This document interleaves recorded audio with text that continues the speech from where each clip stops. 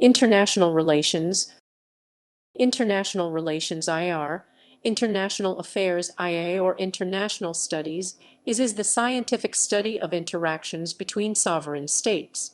In a broader sense, it concerns all activities between states such as war diplomacy, trade, and foreign policy, and relations with and among other international actors, such as intergovernmental organizations IGO, international non-governmental organizations INGOs, international legal bodies, and multinational corporations MNC. International relations is widely considered a subdiscipline of political science. However, IR draws considerably upon international economics, international law, world history, cultural anthropology, and ethnology. In the U.S., IR is frequently one of the subfields within political science departments, but some academic institutions characterize it as an independent or multidisciplinary. While international politics has been analyzed throughout much of history, IR did not emerge as a discrete field until the turn of the 20th century. Initially as an extension of political science, it was first distinguished as its own discipline in 1919, when it was offered as an undergraduate major by Aberystwyth University in the United Kingdom. Over the next decade, similar studies were established at the University of Oxford and London School of Economics, which led the field to develop its independence and prominence. After the Second World War, international relations burgeoned in both importance and scholarship, particularly in North America and Western Europe, partly in response to the geostrategic concerns of the Cold War. The collapse of the Soviet Union and subsequent rise of globalization in the late 20th century presaged new theories and evaluations of the rapidly changing international system. Into the 21st century, as connections between states become progressively more complex and multifaceted, international relations has been incorporated into other fields such as economics, law, and history, leading to a convergent interdisciplinary field. Terminology: international relations. International relations or international affairs is dependent on the academic institution, either a subdiscipline of political science or a broader multidisciplinary field of global politics, law, economics, and world history. As a subdiscipline of political science, the focus of IR studies lie on political, diplomatic, and security connections between states, as well as the study of modern political world history. In many academic institutions, studies of IR are thus situated in the Department of Politics/Social Sciences. This is, for example, the case in Scandinavia, where international relations are often simply referred to as international politics IP. In institutions where international relations refers to the broader multidisciplinary field of global politics, law, economics, and history, the subject may be studied across multiple departments or be situated in its own department, as is the case at, for example, the London School of Economics. An undergraduate degree in multidisciplinary international relations may lead to a more specialized master's degree of either international politics, economics, or international law. International studies. International studies is in all cases referring to the broader multidisciplinary IR field, where also global economics, law, and world history form central components of scholarship. The use of international studies instead of international relations is used to distinguish multidisciplinary IR from IR as a political science discipline. The use of the term international studies has become the norm in many universities where IR is traditionally studied as a branch of political science to denote its independence as an academic field. Global studies. While often confused with the study of international relations, global studies or global affairs is distinguished by a broader analytical scope where the term global instead of international relations signifies a comparatively lesser focus on the nation-state as a fundamental unit of N. Global studies focuses more generally on issues of global scope, specifically macro processes in ecology, anthropology, ethnography, communication, migration, and the general processes of cultural and economic globalization. History of international relations. Studies of international relations start thousands of years ago. Barry Buzen and Richard Little consider the interaction of ancient Sumerian city-states, starting in 3500 BC, as the first fully fledged international system. Analyses of the foreign policies of sovereign city-states have been done in ancient times, as in Thucydides' analysis of the causes of the Peloponnesian War between Athens and Sparta, as well as by Niccolò Machiavelli in his work The Prince, where he analyses the foreign policy of the Renaissance city-state of Florence. The contemporary field of international relations, however, analyses the connections existing between sovereign nation-states. This makes the establishment of the modern state system the natural starting point of international relations history. The establishment of modern sovereign states as fundamental political units traces back to the Peace of Westphalia of 1648 in Europe. During the preceding Middle Ages, European organization of political authority was based on a vaguely hierarchical religious order. Contrary to popular belief, Westphalia still embodied layered systems of sovereignty, especially within the Holy Roman Empire. More than the Peace of Westphalia, the Treaty of Utrecht of 1713 is thought to reflect an emerging norm that sovereigns had no internal equals within a defined territory and no external superiors as the ultimate authority within the territories. These principles underpin the modern international legal and political order. The period between roughly 1500 to 1789 saw the rise of independent, sovereign states, multilateralism, and the institutionalization of diplomacy and the military. The French Revolution contributed the idea that the citizenry of a state, defined as the nation, that were sovereign rather than a monarch or noble class. A state wherein the nation is sovereign would thence be termed a nation-state, as opposed to a monarchy or a religious state. The term republic increasingly became its synonym. An alternative model of the nation-state was developed in reaction to the French republican concept by the Germans and others, who instead of giving the citizenry sovereignty, kept the princes and nobility, but defined nation-statehood in ethnic-linguistic terms, establishing the rarely, if ever fulfilled ideal that all people speaking one language should belong to one state. The same claim to sovereignty was made for both forms of nation-state. In Europe today, few states conform to either definition of nation-state. Many continue to have royal sovereigns, and hardly any are ethnically homogeneous. The particular European system supposing the sovereign equality of states was exported to the Americas, Africa, and Asia via colonialism and the standards of civilization. The contemporary international system was finally established through decolonization during the Cold War. However, this is somewhat oversimplified. While the nation-state system is considered modern, many states have not incorporated the system and are termed pre-modern. Further, a handful of states have moved beyond insistence on full sovereignty and can be considered postmodern. The ability of contemporary IR discourse to explain the relations of these different types of states is disputed. Levels of analysis is a way of looking at the international system, which includes the individual level, the domestic state as a unit, the international level of transnational and intergovernmental affairs, and the global level. What is explicitly recognized as international relations theory was not developed until after World War I and is dealt with in more detail below. IR theory, however, has a long tradition of drawing on the work of other social sciences.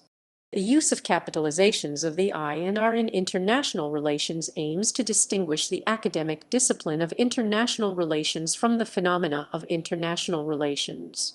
Many cite Sun Tzu's The Art of War 6th century BC, Thucydides' History of the Peloponnesian War 5th century BC, Chanakya's Arthashastra 4th century BC, as the inspiration for realist theory, with Hobbes' Leviathan and Machiavelli's The Prince providing further elaboration.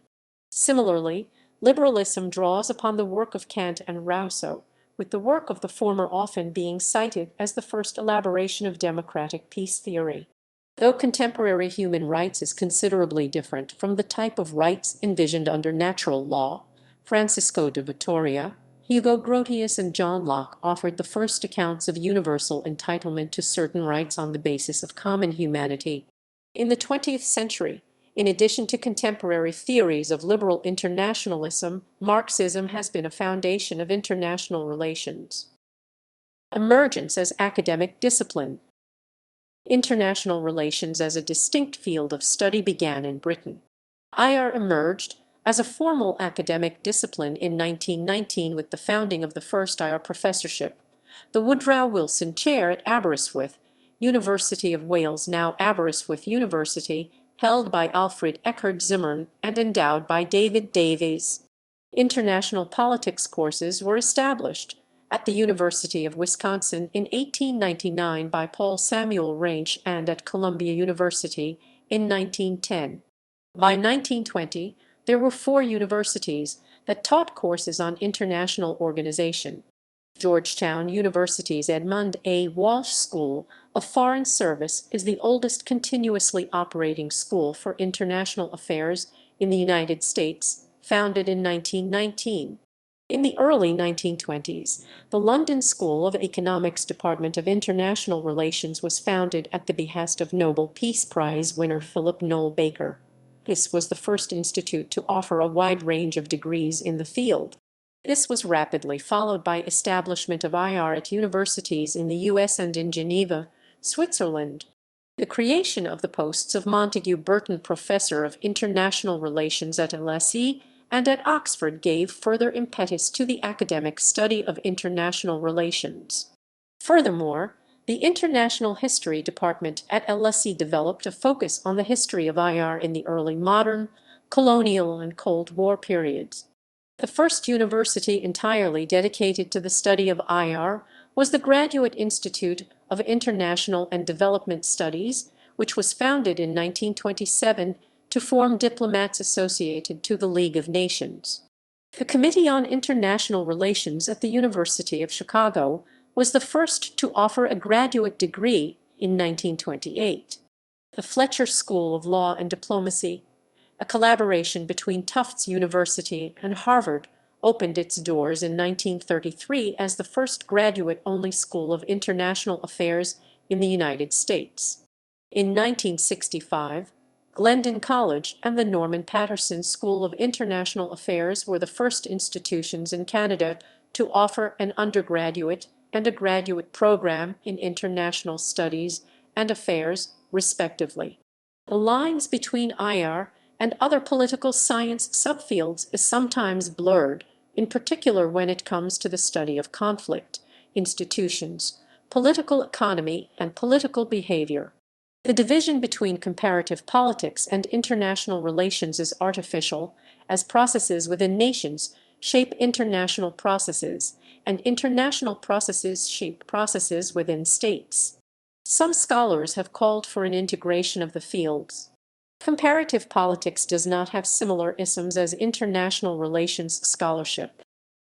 Theory. Within the study of international relations, there exists multiple theories seeking to explain how states operate within the international system. These can generally be divided into the 3 main strands of realism, liberalism, and constructivism. Realism. The realist framework of international relations rests on the fundamental assumption that the international state system is an anarchy, with no overarching power restricting the behavior of sovereign states. As a consequence, states are engaged in a continuous power struggle, where they seek to augment their own military capabilities, economic power, and diplomacy relative to other states. This in order to ensure the protection of their political system, citizens, and vital interests. The realist framework further assumes that states act as unitary, rational actors, where central decision-makers in the state apparatus ultimately stand for most of the state's foreign policy decisions. International organizations are in consequence merely seen as tools for individual states used to further their own interests, and are thought to have little power. The realist framework is traditionally associated with the analysis of power politics and has been used to analyze the conflicts between states in the early European state system, the causes of the First and Second World Wars, as well as the behavior of the United States and the Soviet Union during the Cold War. In settings such as these, the realist framework carries great interpretative insights in explaining how the military and economic power struggles of states lead to larger armed conflicts. History of realism. History of the Peloponnesian War, written by Thucydides, is considered a foundational text of the realist school of political philosophy. There is debate over whether Thucydides himself was a realist. Ned Lebo has argued that seeing Thucydides as a realist is a misinterpretation of a more complex political message within his work. Amongst others, philosophers like Machiavelli, Hobbes, and Rousseau are considered to have contributed to the realist philosophy. However, while their work may support realist doctrine, it is not likely that they would have classified themselves as realists in this sense. Political realism believes that politics, like society, is governed by objective laws with roots in human nature. To improve society, it is first necessary to understand the laws by which society lives. The operation of these laws being impervious to our preferences, persons will challenge them only at the risk of failure. Realism, believing as it does in the objectivity of the laws of politics, must also believe in the possibility of developing a rational theory that reflects, however imperfectly and one-sidedly, these objective laws. It believes also, then, in the possibility of distinguishing in politics between truth and opinion, between what is true objectively and rationally supported by evidence and illuminated by reason, and what is only a subjective judgment, divorced from the facts as they are and informed by prejudice and wishful thinking. Major theorists include E. H. Carr, Robert Gilpin, Charles P. Kindleberger, Stephen D. Krasner, Hans Morgenthau, Samuel P. Huntington, Kenneth Waltz, Stephen Walt, and John Mearsheimer. Liberalism. In contrast to realism, the liberal framework emphasizes that states, although they are sovereign, do not exist in a purely anarchical system. Rather, liberal theory assumes that states are institutionally constrained by the power of international organizations and mutually dependent on one another through economic and diplomatic ties. Institutions such as the United Nations, the World Trade Organization (WTO), and the International Court of Justice are taken to, over time, have developed power and influence to shape the foreign policies of individual states. Furthermore, the existence of the globalized world economy makes continuous military power struggle irrational, as states are dependent on participation in the global trade system to ensure their own survival.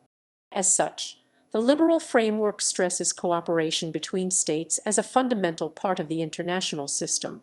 States are not seen as unitary actors, but pluralistic arenas where interest groups, non-governmental organizations, and economic actors also shapes the creation of foreign policy. The liberal framework is associated with analysis of the globalized world as it emerged in the aftermath of World War II. Increased political cooperation through organizations such as the UN, as well as economic cooperation through institutions such as the WTO, the World Bank, and the International Monetary Fund, was thought to have made the realist analysis of power and conflict inadequate in explaining the workings of the international system. History of liberalism. The intellectual basis of liberalist theory is often cited as Immanuel Kant's essay Perpetual Peace from 1795. In it, he postulates that states, over time, through increased political and economic cooperation, will come to resemble an international federation or world government, which will be characterized by continual peace and cooperation. In modern times, liberal international relations theory arose after World War I in response to the ability of states to control and limit war in their international relations. Early adherents include Woodrow Wilson and Norman Angell, who argued that states mutually gained from cooperation and that war was so destructive as to be essentially futile. Liberalism was not recognized as a coherent theory as such until it was collectively and derisively termed idealism, by E. H. Carr, a new version of idealism that focused on human rights as the basis of the legitimacy of international law was advanced by Hans Kochler. Major theorists include Montesquieu, Immanuel Kant, Michael W. Doyle, Francis Fukuyama, and Helen Milner. Neoliberalism. Neoliberalism seeks to update liberalism by accepting the neo-realist presumption that states are the key actors in international relations, but still maintains that non-state actors NSA and intergovernmental organizations IGO matter. Proponents argue that states will cooperate irrespective of relative gains and are thus concerned with absolute gains. This also means that nations are, in essence, free to make their own choices as to how they will go about conducting policy, without any international organizations blocking a nation's right to sovereignty. Neoliberal institutionalism, an approach founded by Robert Keohane and Joseph Nye, emphasized the important role of international institutions in maintaining an open global trading regime. Prominent neoliberal institutionalists are John Eikenberry, Robert Keohane, and Joseph Nye. Regime theory. Regime theory is derived from the liberal tradition that argues that international institutions or regimes affect the behavior of states or other international actors. It assumes that cooperation is possible in the anarchic system of states. Indeed, regimes are by definition instances of international cooperation. While realism predicts that conflict should be the norm in international relations, regime theorists say that there is cooperation despite anarchy. Often, they cite cooperation in trade, human rights, and collective security, among other issues. These instances of cooperation are regimes. The most commonly cited definition of regimes comes from Stephen Krasner, who defines regimes as principles, norms, rules, and decision-making procedures around which actor expectations converge in a given issue area. Not all approaches to regime theory, however, are liberal or neoliberal. Some realist scholars like Joseph Grieco have developed hybrid theories, which take a realist-based approach to this fundamentally liberal theory. Realists do not say cooperation never happens, just that it is not the norm, it is a difference of degree. Constructivism. The constructivist framework rests on the fundamental assumption that the international system is built on social constructs, such as ideas, norms, and identities. Various political actors, such as state leaders, policymakers, and the leaders of international organizations, are socialized into different roles and systems of norms, which define how the international system operates. The constructivist scholar Alexander Wendt, in a 1992 article in International Organization, noted in response to realism that anarchy is what states make of it. By this he means that the anarchic structure that realists claim governs state interaction is in fact a phenomenon that is socially constructed and reproduced by states. Constructivism is part of critical theory and as such seeks to criticize the assumptions underlying traditional IR theory. Constructivist theory would, for example, claim that the state leaders of the United States and Soviet Union were socialized into different roles and norms, which can provide theoretical insights to how the conflict between the nations was conducted during the Cold War. E.g., prominent U.S. policymakers frequently spoke of the USSR as an evil empire, and thus socialized the U.S. population and state apparatus into an anti-communist sentiment, which defined the norms conducted in U.S. foreign policy. Other constructivist analyses include the discourses on European integration. Senior policy-making circles were socialized into ideas of Europe as an historical and cultural community, and therefore sought to construct institutions to integrate European nations into a single political body. Constructivism is also present in the analysis of international law, where norms of conduct such as the prohibition of chemical weapons, torture, and the protection of civilians in war are socialized into international organizations and stipulated into rules. Prominent constructivist IR scholars include Michael Barnett, Martha Finnemore, Ted Hopp. Critical theory post-structuralism. Post-structuralism theories of international relations, also called critical theories due to being inherently critical of traditional IR frameworks, developed in the 1980s from postmodernist studies in politics. Post-structuralism explores the deconstruction of concepts traditionally not problematic in IR, such as power and agency, and examines how the construction of these concepts shapes international relations. The examination of narratives plays an important part in post-structuralist analysis. For example, feminist post-structuralist work has examined the role that women play in global society and how they are constructed in war as innocent and civilians. Rosenberg's article, "Why is there no international historical sociology?" was a key text in the evolution of this strand of international relations theory. Post-structuralism has garnered both significant praise and criticism, with its critics arguing that post-structuralist research often fails to address the real-world problems that international relations studies is supposed to contribute to solving. Constructivist theory, see above, is the most prominent strand of post-structuralism. Other prominent post-structuralist theories are Marxism, dependency theory, feminism, and the theories of the English school. See also critical international relations theory. Marxism. Marxist and neo-Marxist theories of IR reject the realist/liberal view of state conflict or cooperation, instead focusing on the economic and material aspects. It makes the assumption that the economy trumps other concerns, making economic class the fundamental level of analysis.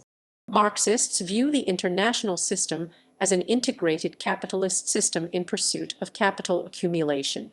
Thus, colonialism brought in sources for raw materials and captive markets for exports, while decolonialization brought new opportunities in the form of dependence. A prominent derivative of Marxian thought is critical international relations theory, which is the application of critical theory to international relations. Early critical theorists were associated with the Frankfurt School, which followed Marx's concern with the conditions that allow for social change and the establishment of rational institutions. Their emphasis on the critical component of theory was derived significantly from their attempt to overcome the limits of positivism. Modern-day proponents such as Andrew Linklater, Robert W. Cox, and Ken Booth focus on the need for human emancipation from the nation-state.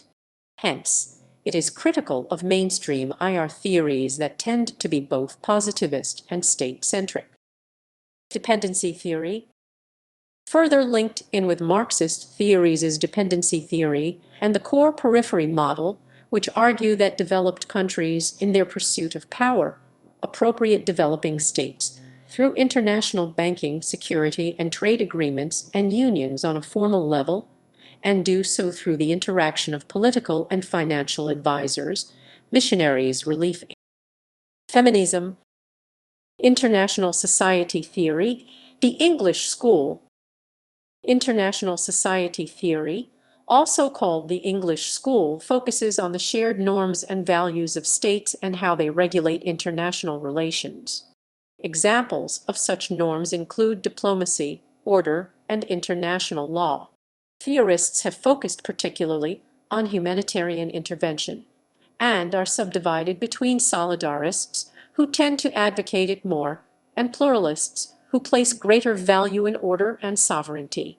Nicholas Wheeler is a prominent solidarist, while Hedley Bull and Robert H. Jackson are perhaps the best-known pluralists. Some English school theoreticians have used historical cases in order to show the influence that normative frameworks have on the evolution of the international political order at various critical junctures. Levels of analysis.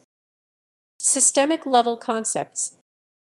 International relations are often viewed in terms of levels of analysis. The systemic level concepts are those broad concepts that define and shape an international milieu, characterized by anarchy. Focusing on the systemic level of international relations is often, but not always, the preferred method for neo-realists and other structuralist analysts. Sovereignty. Preceding the concepts of interdependence and dependence, international relations relies on the idea of sovereignty. Described in Jean Bodin's 6 Books of the Commonwealth in 1576. The 3 pivotal points derived from the book describe sovereignty as being a state, that the sovereign powers have absolute power over their territories, and that such a power is only limited by the sovereign's own obligations towards other sovereigns and individuals. Such a foundation of sovereignty is indicated by a sovereign's obligation to other sovereigns, interdependence and dependence to take place. While throughout world history there have been instances of groups lacking or losing sovereignty, such as African nations prior to decolonization or the occupation of Iraq during the Iraq War, there is still a need for sovereignty in terms of assessing international relations. Power. The concept of power in international relations can be described as the degree of resources, capabilities, and influence in international affairs. It is often divided up into the concepts of hard power and soft power, hard power relating primarily. However, there is no clear dividing line between the two forms of power. National interest. Perhaps the most significant concept behind that of power and sovereignty, national interest is a state's action in relation to other states where it seeks to gain advantage or benefits to itself. National interest, whether aspirational or operational, is divided by core/vital and peripheral/non-vital interests.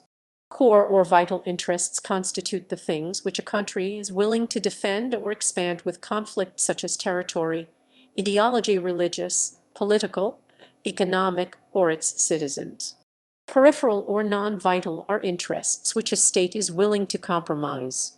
For example, in Germany's annexation of the Sudetenland in 1938, a part of Czechoslovakia under the Munich Agreement, Czechoslovakia was willing to relinquish territory which was considered ethnically German in order to preserve its own integrity and sovereignty. Non-state actors.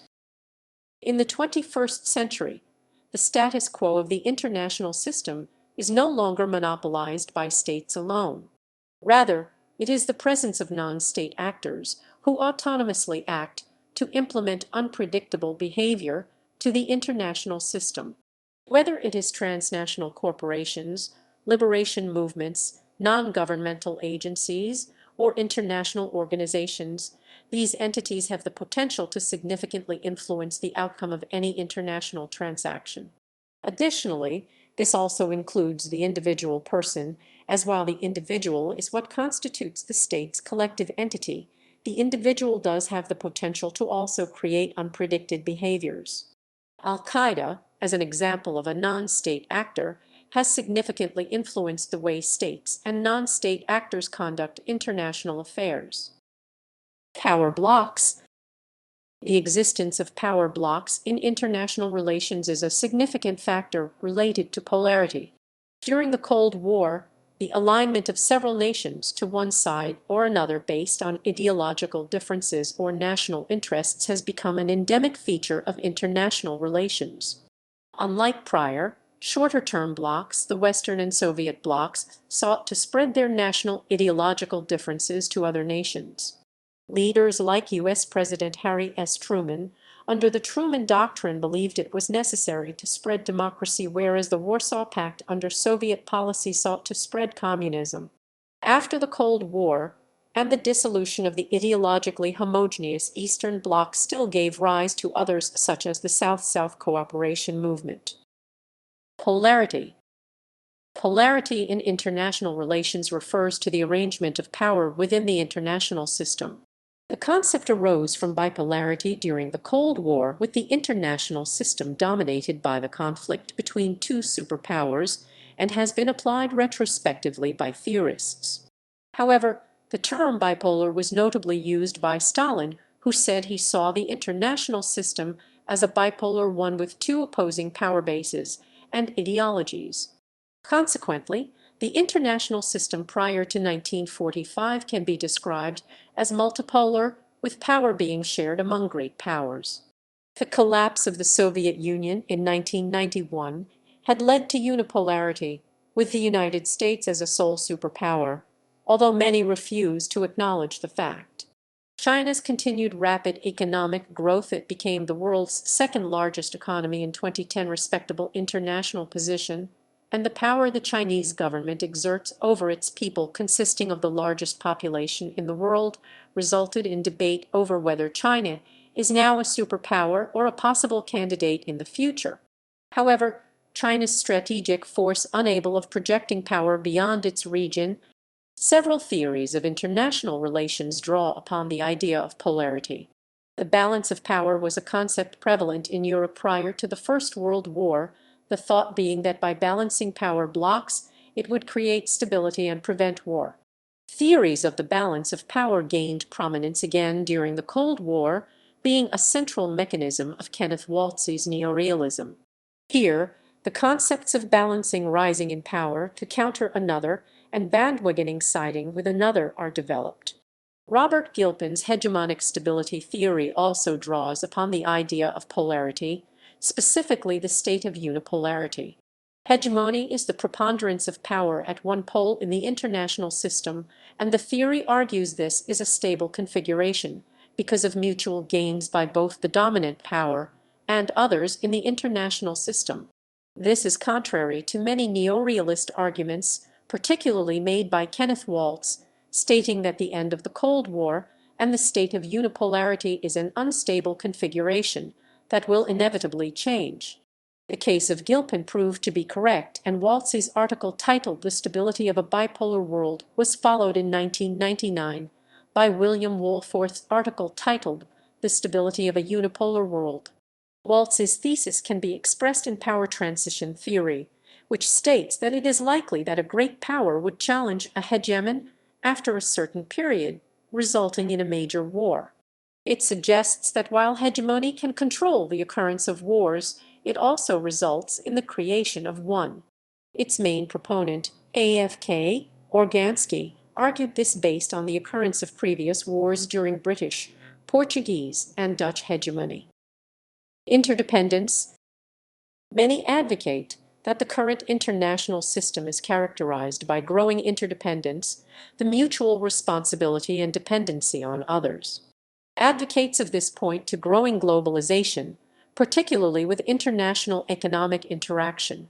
The role of international institutions and widespread acceptance of a number of operating principles in the international system reinforces ideas that relations are characterized by interdependence. Dependency. Dependency theory is a theory most commonly associated with Marxism, stating that a set of core states exploit a set of weaker periphery states for their prosperity. Various versions of the theory suggest that this is either an inevitability standard dependency theory or use the theory to highlight the necessity for change neo-Marxist. Systemic tools of international relations. Diplomacy is the practice of communication and negotiation between representatives of states. To some extent, all other tools of international relations can be considered the failure of diplomacy. Keeping in mind the use of other tools are part of the communication and negotiation inherent within diplomacy.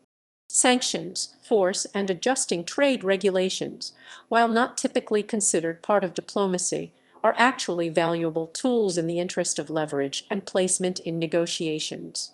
Sanctions are usually a first resort after the failure of diplomacy and are one of the main tools used to enforce treaties. They can take the form of diplomatic or economic sanctions and involve the cutting of ties and imposition of barriers to communication or trade. War, the use of force, is often thought of as the ultimate tool of international relations. A popular definition is that given by Karl von Clausewitz, with war being the continuation of politics by other means. There is a growing study into new wars involving actors other than states. The study of war in international relations is covered by the disciplines of war studies and strategic studies. The mobilization of international shame can also be thought of as a tool of international relations. This is attempting to alter states' actions through naming and shaming at the international level. This is mostly done by the large human rights NGOs such as Amnesty International, for instance, when it called Guantanamo Bay a gulag, or Human Rights Watch. A prominent use of was the UN Commission on Human Rights 1235 procedure, which publicly exposes states' human rights violations. The current UN Human Rights Council has yet to use this mechanism. The allotment of economic and or diplomatic benefits, such as the European Union's enlargement policy. Candidate countries are only allowed to join if they meet the Copenhagen criteria. The mutual exchange of ideas, information, art, music, and language among nations through cultural diplomacy has also been recognized by governments as an important tool in the development of international relations. Unit-level concepts in international relations. As a level of analysis, the unit level is often referred to as the state level, as it locates its explanation at the level of the state rather than the international system. Regime type. It is often considered that a state's form of government can dictate the way that a state interacts with others in the international relation. Democratic peace theory is a theory that suggests that the nature of democracy means that democratic countries will not go to war with each other. The justifications for this are that democracies externalize their norms and only go to war for just causes, and that democracy encourages mutual trust and respect. Communism justifies a world revolution, which similarly would lead to peaceful coexistence, based on a proletarian global society. Revisionism versus status quo. Status quo. States can be classified by whether they accept the international status quo or are revisionist, i.e., want change. Revisionist states seek to fundamentally change the rules and practices of international relations, feeling disadvantaged by the status quo. They see the international system as a largely Western creation, which serves to reinforce current realities. Japan is an example of a state that has gone from being a revisionist state to one that is satisfied with the status quo because the status quo is now beneficial to it. Religion. Religion can have an effect on the way a state acts within the international system, and different theoretical perspectives treat it in somewhat different fashion. One dramatic example is the 30 Years' War 1848 that ravaged much of Europe, which was at least partly motivated by theological differences within Christianity. Religion is a major organizing principle, particularly for Islamic states, whereas secularism sits at the other end of the spectrum, with the separation of state and religion being responsible for the liberal international relations theory. The September 11 attacks in the United States, the role of Islam in terrorism, and religious strife in the Middle East have made the role of religion in international relations a major topic. China's reemergence as a major international power is believed by some scholars to be shaped by Confucianism. Individual or subunit level concepts. The level beneath that of the unit state can be useful both for explaining factors in international relations that other theories fail to explain and for moving away from a state-centric view of international relations. Psychological factors in international relations. Understanding a state is not a black box as proposed by realism, and that there may be other influences on foreign policy decisions.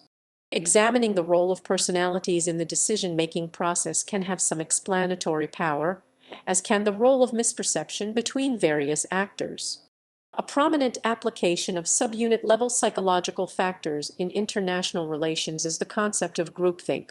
Another is the propensity of policymakers to think in terms of analogies. Bureaucratic politics looks at the role of the bureaucracy in decision-making and sees decisions as a result of bureaucratic infighting and as having been shaped by various constraints. Religious, ethnic. This is particularly useful in the context of the pre-modern world of weak states. Science, technology, and international relations. How science and technology impact global health, business, environment, technology, and development.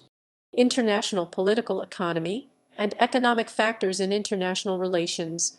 International political culturology looks at how culture and cultural variables impact in international relations. Personal relations between leaders. Institutions in international relations. International institutions form a vital part of contemporary international relations.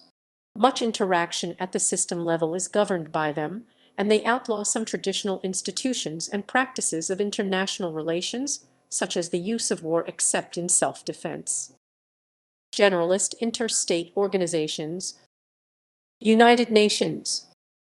The United Nations (UN) is an international organization that describes itself as a global association of governments facilitating cooperation in international law, international security, economic development, and social equity.